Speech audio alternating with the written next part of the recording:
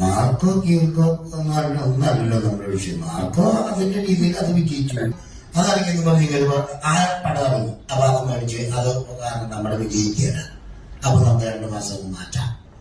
ആ 2 മാസം കഴിഞ്ഞ് മാറ്റുമ്പോൾ വേറെ ഇതിലും വലിയൊരു പടം വന്നാലും അപ്പൊ ഈ പുള്ളി മാറ്റിക്കൊണ്ടിരുന്ന മാറ്റം ഉണ്ടാക്കാൻ വേണ്ടിയാണ് നമ്മൾ വന്നത്.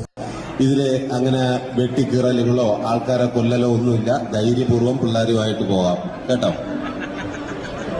ഒപ്പം തന്നെ ഒരു കാര്യം കൂടെ, മാർക്കോ എന്ന പടം ഇറങ്ങിയ പിന്നെ ഒരു വിഭാഗം ജനത അതിന് നല്ല വിമർശനം പറയുന്നുണ്ട്. അതിനകത്ത് കൂടുതലും സിനിമാക്കാരാണെന്നാണ് അറിയാൻ സാധിക്കും. ഇപ്പം ജാഫർ ഇടുക്കി, സുരാജ് വെഞ്ഞാലമ്മ ഇവരുടെ ഈ ഡയലോഗ് നിങ്ങൾ ശ്രദ്ധിച്ചു. അവരുടെ പടത്തിന്റെ പ്രൊമോഷന് വേണ്ടിയാണ് അവർ പറയുന്നത്. പക്ഷേ കൂടെ വർക്ക് ചെയ്യുന്നൊരു സഹോദരന്റെ പടം അതിനെ താഴ്ത്തിക്കൊണ്ടാണോ നമ്മൾ മമ്മൂട്ടിയുടെയോ മോഹൻലാലിന്റെയോ പൃഥ്വിരാജിന്റെയൊക്കെ മൂവിയാണെന്നുണ്ടെങ്കിൽ ഇവരിങ്ങനെ പറയൂ? എന്തെല്ലോ ആട്ടെ, എല്ലാ പടവും എല്ലാവർക്കും ദഹിക്കണമെന്നില്ല, നിർബന്ധമില്ല. എല്ലാ പടവും പൂർണ്ണമായും ആക്ടിവിസ്റ്റ് ഒന്നും ഇല്ല, വരാൻ പറ്റില്ല. കഥയായിട്ട് കാണുക.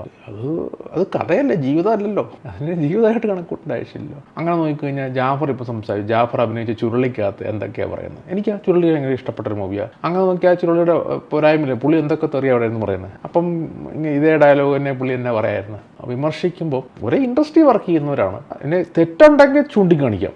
ഒരു നടൻ അല്ലെങ്കിൽ നടി പബ്ലിക്കിലുണ്ടാക്കി ഇഷ്യൂ അങ്ങനെ എന്തെങ്കിലും മാറ്റർ വരാണെങ്കിൽ സപ്പോർട്ട് ചെയ്യേണ്ട ആവശ്യമില്ല. നമുക്ക് നമ്മുടെ നിലപാട് പറയാം. ഒരു പടം അദ്ദേഹം തരക്കേടില്ല തിയേറ്ററിൽ ഓടുന്നുണ്ട്, ആൾക്കാർക്ക് നല്ല അഭിപ്രായവും ഉണ്ട്. ചിലർ ബ്രോട്ടില്ലാന്ന് പറയുന്നുണ്ടെങ്കിലും നല്ല പടാന്നവർ പറയുന്നുണ്ട്. അവർ പടം മോശമാണെന്ന് പറയുന്നില്ല. ഈ പടം ഇറങ്ങുന്നതിന് മുമ്പ് തന്നെ അവർ പറയുന്നുണ്ട് 18 വയസ്സിന് മുകളിലുള്ളവർക്കേ കാണാൻ പറ്റുള്ളൂ. അവർ വ്യക്തമാക്കിയിട്ടുണ്ട്. മോർ ദാൻ 75% പറഞ്ഞാൽ പടം ബമ്പർ ഹിറ്റ്. ഇവിടെ മോർ ദാൻ 75% നല്ല അഭിപ്രായം പറയും. ഈ 25% ആൾക്കാർ പടം നല്ലതെന്ന് പറയുകയാണെങ്കിൽ പടം ക്ഷീണമാണ്. 25 താഴോട്ട് പോയി കഴിഞ്ഞ് കഴിഞ്ഞാൽ പടം ഫ്ലോപ്പാണ്. മാർക്കോ എന്ന് പറയുന്ന മൂവി മോർ ദാൻ 75% പബ്ലിക്കും ആക്സെപ്റ്റ് ചെയ്തൊരു മൂവിയാണ്. ഈ സിനിമയിൽ പ്രവർത്തിക്കുന്ന, കാണുമ്പോൾ ചിരിച്ചു കാണിക്കുകയും തോളെ പിടുകയും കെട്ടിപ്പിടിക്കുകയും ചെയ്യുന്ന ഇവരെ പോലുള്ള സുഹൃത്തുക്കൾ അല്ല സഹപ്രവർത്തകർ എന്ന് അവകാശപ്പെടുന്നവർ ഈ ഒരു വർത്തമാനം പറയുന്നത് ഒട്ടും യോജിച്ചതല്ല എന്നാണ് എൻ്റെ വ്യക്തിപരമായ അഭിപ്രായം.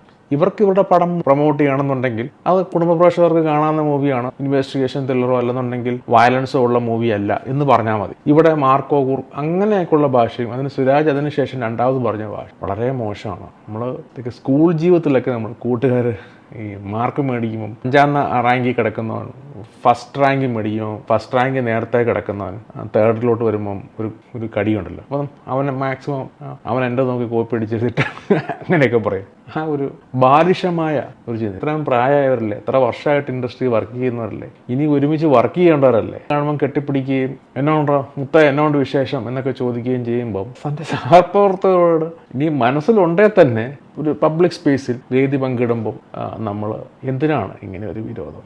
മല്ലു സിംഗിൽ സുരാജ് ഉള്ളത് ഒരുമിച്ച് വർക്ക് ചെയ്തിട്ടുള്ളതാണ്. ശരിയാണ്, സുരാജ് നല്ലൊരു നടനാണ്, എനിക്കിഷ്ടപ്പെട്ടതാണ്. ജാഫറും നല്ലൊരു നടൻ. ഇവരൊക്കെ ഈ കാണിക്കുന്നത് കാണുമ്പോൾ എതിർപ്പുകൊണ്ടായിരിക്കും, പക്ഷേ ഇങ്ങനെയല്ല അത് കാണിക്കേണ്ടത്. അതിപ്പം സ്വയം കരിവാരിത്തേക്കുന്നതിന് തുല്യമാണ്.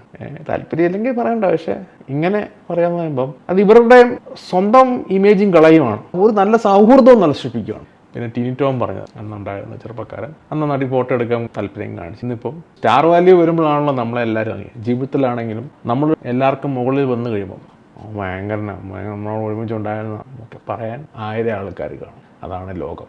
പറയുന്ന സിനിമയിലാണ് അദ്ദേഹത്തിനോടൊപ്പം അഭിനയിച്ചത്. അതിലൊരു പയ്യൻ വന്നിട്ടുണ്ടായിരുന്നു. അത് ഒരു വിക്കനായിട്ട് അഭിനയിക്കാനാണ്. ആ പയ്യൻ എൻ്റെ അടുത്ത് എപ്പോഴും ചോദിച്ചു, എങ്ങനെയാണ് ചേട്ടാ ഈ വിക്കൻ സ്റ്റാമറിംഗ് എന്ന് പറഞ്ഞു. അപ്പൊ ഞാൻ കുറച്ച് പഠിപ്പിച്ചു കൊടുത്തിട്ടുണ്ട്. ഇന്ന് ആ പയ്യൻ നല്ലൊരു സ്റ്റാറായിട്ട് വന്നു. എന്നോടൊപ്പം തന്നെ അമ്മ എന്ന് പറയുന്ന സംഘത്തിലെ എക്സിക്യൂട്ടീവ് മെമ്പർ ആയിട്ടുണ്ട്. ഉണ്ണിമൂഹൻ എന്നാണ് പേര്.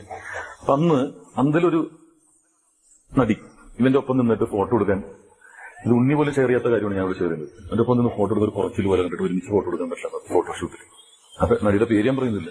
അപ്പൊ ഞാൻ ഓർത്തു അതിവൻ പുതിയ പയ്യനാണല്ലോ, എന്റെ ഒപ്പം എടുക്കാൻ പറ്റില്ല ഓർത്തു. പക്ഷേ കാലം അവനെ നായകനാക്കി തിരിച്ചു കൊണ്ടുവന്നു. ഒരുപക്ഷെ ആ നടി അവന്റെ ഒപ്പം ഇപ്പൊ ഫോട്ടോ എടുക്കാൻ ആഗ്രഹിക്കുന്നുണ്ടാവും. അപ്പൊ കർമ്മ എന്ന് പറയുന്ന ഒരു കാര്യമുണ്ട്, കാലചക്രം എന്ന് പറയുന്ന ഒരു കാര്യമുണ്ട്, കാവ്യനീതി എന്ന് പറയുന്ന ഒരു കാര്യമുണ്ട്.